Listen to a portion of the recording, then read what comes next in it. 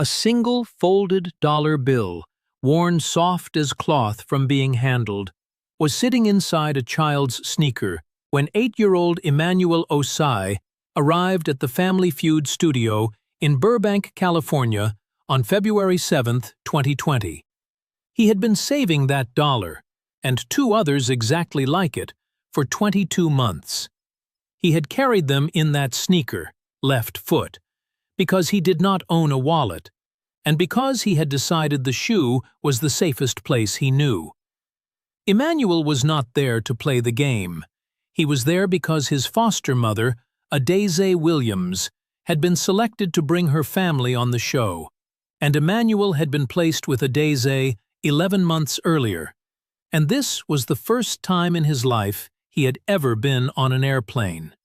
He had saved the $3 because he had heard from another child at his school that Steve Harvey was the richest man on television. And Emmanuel Osei had decided, with the full gravity of an 8-year-old who has spent most of his life thinking carefully about survival, that the richest man on television probably needed something that money couldn't buy, and that he, Emmanuel, was the one to bring it. February 7th, 2020 was a Friday. The Williams family had flown from Columbus, Ohio. Adeze, 44, a pediatric home health aide, and her 3 foster children, Emmanuel, 8, Precious, 10, and a 12-year-old boy named Tobias, who wore the same green hoodie every day and hadn't spoken above a whisper since coming into Adeze's care 4 months earlier. None of the children had been adopted. All 3 were in active foster cases, which meant their lives existed in a kind of legal suspension, belonging nowhere permanently, permitted everywhere temporarily. Adeze had fostered children for 11 years. She had a small house in Columbus, with a back porch she had strung with lights, and a kitchen that always smelled like something cooking, and a rule she had made on the first day of fostering and never broken. Every child who came through her door got to pick one thing for their bedroom that was entirely theirs, and it stayed theirs no matter what happened next. Emmanuel had picked a poster of a night sky. Emmanuel had been in 4 placements before Adeze. The first was at age 2, when he was removed from his birth home. He did not remember that placement or the one after it. The third he remembered in fragments: a staircase, a window with a broken latch, the smell of cigarettes. The fourth had lasted 8 months before the family relocated out of state. Each time a placement ended, a caseworker came with a black garbage bag for Emmanuel's belongings. He had learned, by the time he was 7, to keep everything he owned in a pile small enough to fit in one bag quickly. He did not unpack fully when he arrived at Adeze's house. He kept his things in a duffel bag under his bed for the first 3 months. Adeze did not comment on the duffel bag. She just made sure his bedroom light was on when he came home every day. The $3 had started as a project in the summer of 2018, before Emmanuel came to Adeze, when he was still in his 4th placement. He had been watching Family Feud on a small television in the living room of that house, and Steve Harvey had said something to a contestant that Emmanuel had written down on the inside cover of his school notebook. He had not written it perfectly. He was 6 at the time, and some of the words were approximated, but what he had written was, "You don't need luck. You already got everything you need." Emmanuel had read those words back to himself many times over the following months. He had also, in the methodical way of children who have learned that external stability cannot be assumed, begun saving money. He received a small weekly allowance at that placement, 50 cents, sometimes $1, occasionally a little more if he helped with yard work. He decided to save $3 for Steve Harvey. He did not decide why 3.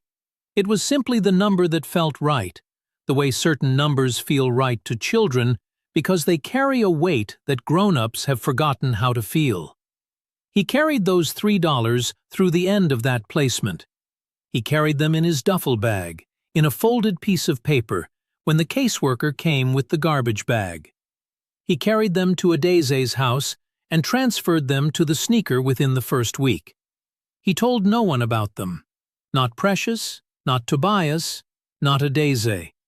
The $3 were a private arrangement between Emmanuel and a plan he had not yet fully articulated, even to himself. Adese had applied for Family Feud 18 months earlier, before Emmanuel came to her. When the show called to confirm in the fall of 2019, she had 3 children in her care and submitted the updated paperwork. She told the kids about the trip in November. Emmanuel went very quiet when she told him. Precious immediately started practicing answers. Tobias nodded slowly in his green hoodie.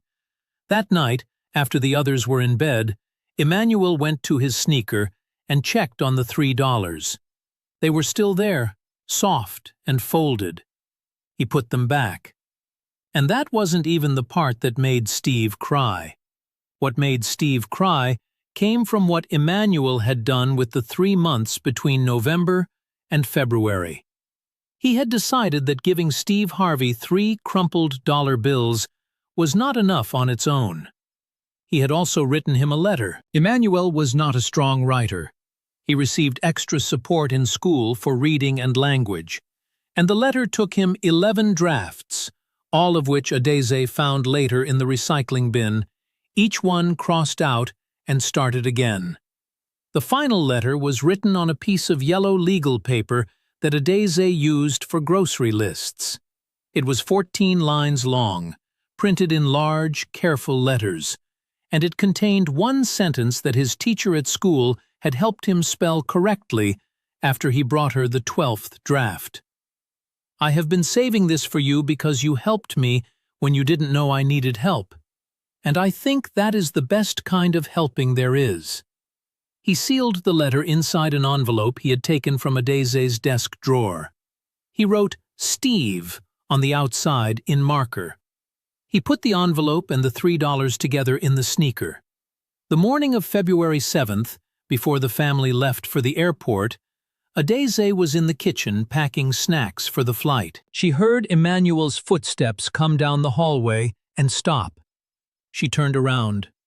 He was standing in the kitchen doorway, holding his sneaker. He said, "Miss Adese, can you keep this in your bag? I don't want to lose it at the airport." She looked at the sneaker. She didn't ask what was in it. She put it in her tote bag and zipped it closed. That was the kind of woman Adese Williams was. But the real story hadn't even started yet. They arrived at the studio at 9 in the morning. Emmanuel wore a button-down shirt that Adese had ironed and dress shoes borrowed from Tobias, who wore the green hoodie regardless. The Williams family was paired in the first taping block against a family from Phoenix. They won the first round on a question about things you find under a couch cushion. Precious buzzed in first with "remote control," and the audience erupted, and advanced to "fast money." During the repositioning break, Emmanuel tugged Adese's sleeve and whispered something in her ear. She whispered back. He nodded. He walked to a production assistant near the stage left curtain and said, in his full voice, "I need to give Mr. Steve something before we do the next part." The production assistant, a 28-year-old woman named Corey, who would later describe this as the moment she almost quit her job to do something more meaningful, looked at this 8-year-old boy in borrowed dress shoes and said, "Okay, let me see what I can do." Steve Harvey was handed a note between setups. He read it. He set it down. He picked it up and read it again. He walked to where Emmanuel was standing near the curtain and crouched down to his level and said, "You wanted to see me?" Emmanuel reached into Adese's tote bag, which she was holding open for him, and took out the sneaker. From inside the sneaker he removed the envelope and the 3 folded dollars. He held them out to Steve with both hands. Steve Harvey looked at what was in Emmanuel's hands. He did not take them immediately. He looked at them for a long moment. Then he looked at Emmanuel's face. He said, "What is this, young man?" Emmanuel said, "I saved it. For you. It's $3. He paused. "And a letter." Steve took the envelope and the $3. He unfolded one of the bills slowly. The way you unfold something you understand is not really about the paper. He opened the envelope and read the letter. The studio fell completely silent. Steve Harvey read the letter twice. He pressed his lips together. His jaw moved. He folded the letter back along its original creases and held it in both hands and did not say anything for a long time. Steve would later call what happened next the most important moment of his career. He stood up slowly. He looked at his producers. He said, in a voice that was not quite steady, "We are going to stop for a minute." Then he looked back down at Emmanuel and said something into the boy's ear that the microphones did not fully catch. Emmanuel listened. He nodded. Then he smiled. Not a performed smile, not a polite one, but the real kind that starts slowly and takes over. And Steve Harvey, 63 years old, a man who had rebuilt himself from a car in a parking lot into something that reached millions of people every single week, put one hand over his mouth and walked 3 steps to the side of the stage and stood there with his back to the audience. 20 seconds passed. 30. The crew did not move. Precious held Tobias's sleeve. Adeze had both hands flat against her sternum, pressing gently, the way you press when something inside you is trying to get out. Tobias, who had not spoken above a whisper in 4 months of living with Adeze, said one word into the silence, to no one in particular, very quietly. "Wow." Steve turned back around. His eyes were red. He walked back to Emmanuel and crouched down again and said, clearly enough for the microphones this time, "Do you know what you just gave me?" Emmanuel shook his head. Steve said, "You gave me everything, son." The studio fell completely silent again. 3 members of the lighting crew had stopped working. A boom operator had lowered her equipment to her side. Corey, the production assistant near the curtain, had walked 2 steps backward into the curtain itself and was holding on to it with one hand. The family from Phoenix, the competing family who had played a good clean game and were waiting quietly on their side of the stage, stood completely still. The father of that family, a man named Gerald Park, 52 years old, who would later say in a post-show interview that he had almost not come on this trip because of a conflict with a work deadline, put his arm around his teenage son without looking at him, and his son leaned in. Steve stood up and turned to face everyone in the building. He said, "This child has been moved 4 times. He does not have a permanent home. He carried $3 in a shoe for almost 2 years to give to a stranger he saw on television who said one sentence that helped him keep going." He paused. "I need everyone in this room to understand what that means. That is not a small thing. That is the largest thing I have seen in 30 years of doing this." He turned to his producers and said, "Get me a phone." He made a call on the Family Feud stage that had never been made before in the show's history. Not to a network, not to a publicist, but to his own foundation, live, in front of the audience. He said, "I need to start a file today. A child named Emmanuel Osei from Columbus, Ohio. I want to make sure this child has everything he needs for as long as he needs it." The person on the other end said, "Done." Then Steve turned to Adeze Williams. He said, "How long have you been doing this?" She said, 11 years. He said, "And you keep doing it." She said, "They need somewhere to land." Steve Harvey nodded slowly. He said, to the camera, to everyone at home who would eventually see this, "There are people walking around right now who are holding the whole world together for children who did not ask to be unsteady. They do it with no cameras. They do it with no check big enough. They do it because something in them decided that a child deserves somewhere to land. He looked at Adeze. I see you. I want everyone watching to see you. He then turned back to Emmanuel and asked him one question. What do you want? Emmanuel thought about it. He said, I want to know if I can stay. The studio fell completely silent for the third time. It was a different kind of silence than the first two. Quieter, fuller. The kind that comes when a room full of people all feel the same thing at once, and no one has a word for it. Adeze reached down and took Emmanuel's hand. Both families won. The Williams family won $28,000 in fast money, driven almost entirely by Precious, who answered 4 of the 5 questions correctly on her own. Steve matched the winnings personally and added $10,000 designated specifically for Emmanuel's educational fund, held in trust. The Park family from Phoenix donated their gift cards and merchandise winnings before leaving the stage. Corey, the production assistant, donated her next 2 paychecks to the Columbus Foster Care Organization where Emmanuel's case was managed. She later said she couldn't explain it except that some moments rearrange what you think your money is for. The episode aired 3 months later, on May 12, 2020. Within 24 hours, 89 million views. Within the first week, 319 million. The hashtag $3 trended in 63 countries.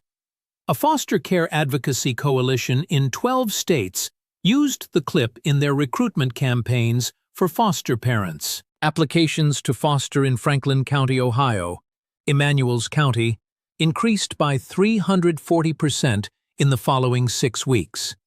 A child psychologist in Toronto wrote an essay about Emmanuel's letter that was published in 4 languages. A retired schoolteacher in rural Mississippi mailed a handwritten note to Adeze Williams's address, found through the foster care organization, that said only, "Thank you for the light." 6 months after the episode aired, Emmanuel Osei's foster case was reviewed.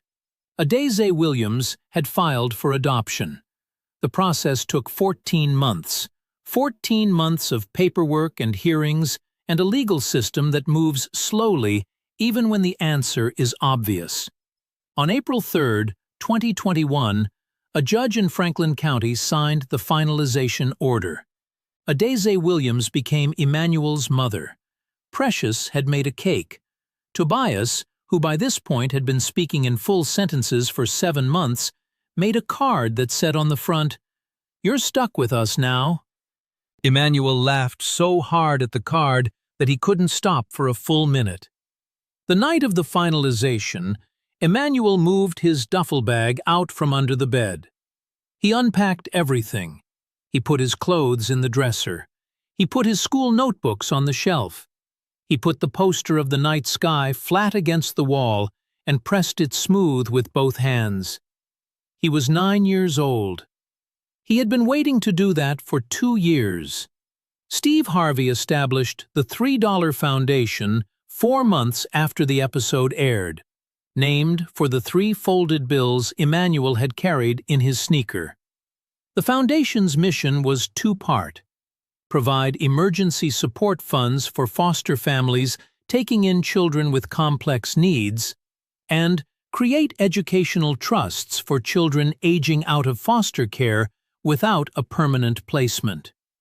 In its first year, the foundation funded 1,200 educational trusts and supported 340 foster families across 22 states. Emmanuel's Trust was the first file they ever opened. In a speech at the foundation's launch event, Steve said, "A child taught me that the most important thing you can give someone is not money. It is proof that you were paying attention." In a later interview, Steve was asked about the $3. what he had done with them. He said he had not spent them. He said he kept them in his dressing room, in a frame, with the letter beside them. He said he looked at them before every taping. He said, "That child saved for 2 years to give me something I didn't know I needed. I am not going to spend that. I am going to let it keep teaching me." Emmanuel Osei, as of the spring of 2022, was 10 years old and living in Columbus, Ohio, in a house with a back porch strung with lights and a kitchen that always smelled like something cooking. He had a poster of the night sky on his bedroom wall, a dresser full of his own clothes, and a mother who had strung his name on a wooden plaque above his bedroom door. He had started a savings jar on his windowsill. When Adeze asked him what he was saving for, he thought about it for a moment. He said, "I don't know yet, but I'll know when I need to use it." Some gifts look small from the outside. $3, a folded piece of yellow paper, a sneaker carried through 4 homes and 1 airplane and a television studio in Burbank, California. But the size of a gift is not measured in its material. It is measured in what the giving cost and what the receiving opened up. Emmanuel Osei had nothing, and he gave what he had, not because he expected anything back, but because a stranger on television had said one true thing at the right moment. And Emmanuel had decided, at 6 years old, that a kindness like that deserved to be returned.